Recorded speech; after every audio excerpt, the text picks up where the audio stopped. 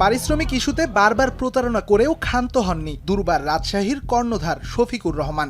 এমনকি সরকারের বেঁধে দেয়া সময়সীমাও মানেননি তিনি। ক্রিকেটারদের পাওনা শোধ না করে আবারও যোগাযোগ বন্ধ রেখেছেন এই ফ্র্যাঞ্চাইজি মালিক।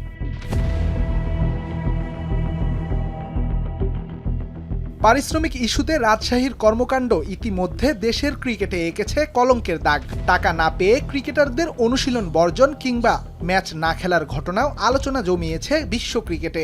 একাধিকবার চেক বাউন্স, সবশেষ ভাড়া না পেয়ে ক্রিকেটারদের কিডব্যাক জব্দ করেন বাস ড্রাইভার, যে দৃশ্যের দেখা মেলে না পাড়ার ক্রিকেটেও। ক্রিকেটের স্বার্থে বিষয়টি নিষ্পত্তি করতে বারবার তাগাদা দেয় যুব ও ক্রীড়া মন্ত্রণালয়। নিরুপায় হয়ে সবশেষ গেল ৩ ফেব্রুয়ারি রাজশাহীর মালিককে আইনি হেফাজতে এনে আলোচনা চালায় সরকার, যেখানে ৩, ৭ ও ১০ ফেব্রুয়ারি এই ৩ কিস্তিতে ক্রিকেটারদের সব পাওনা পরিশোধের আশ্বাস দেন শফিকুর রহমান।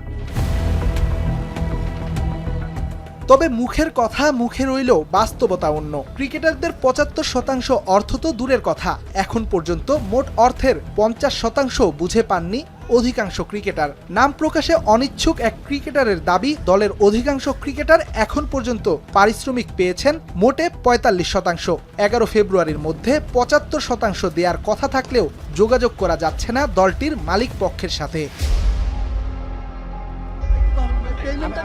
দলটির টিম ম্যানেজার ও জাতীয় দলের সাবেক ক্রিকেটার মেহরাব হোসেন অপিও এখন পর্যন্ত বুঝে পেয়েছেন মাত্র ২৫% পারিশ্রমিক। বিষয়টি নিয়ে কথা বলতে যোগাযোগ করা হয় দুর্বার রাজশাহীর মালিক পক্ষের সাথে। নাম প্রকাশে অনিচ্ছুক এক কর্মকর্তা ক্রিকেটারদের দেয়া অভিযোগ স্বীকার করে আবারও আশ্বাস দেন দ্রুতই পরিশোধ করা হবে সবার পাওনা। সরকারের বেঁধে দেয়া সময় একদিন পিছিয়ে ১১ ফেব্রুয়ারি আবারও প্রতারিত রাজশাহীর ক্রিকেটাররা। তারিখের পর তারিখ পেয়ে বারবার প্রতারিত হয়ে যেন ক্লান্তি এসেছে ক্রিকেটারদের মাঝেও। কিন্তু এ খেলার শেষ কোথায়? উত্তরের অপেক্ষায় পুরো দেশের ক্রিকেট। রেদওয়ান শাওন, এখন, ঢাকা।